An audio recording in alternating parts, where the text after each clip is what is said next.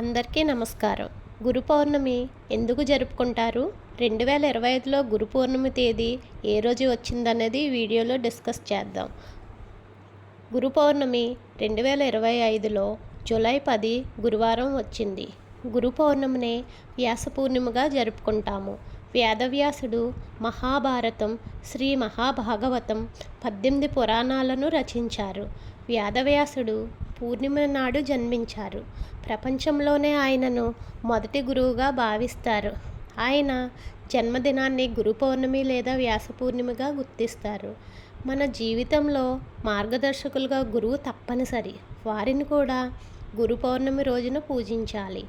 ఈరోజు మనం ప్రత్యక్ష గురువులనే కాకుండా ఇంకా షిరిడి సాయిబాబాను, రాఘవేంద్ర స్వామిని, శ్రీ గురు దక్షిణామూర్తిని, వ్యాద మహర్షిని పూజిస్తాము.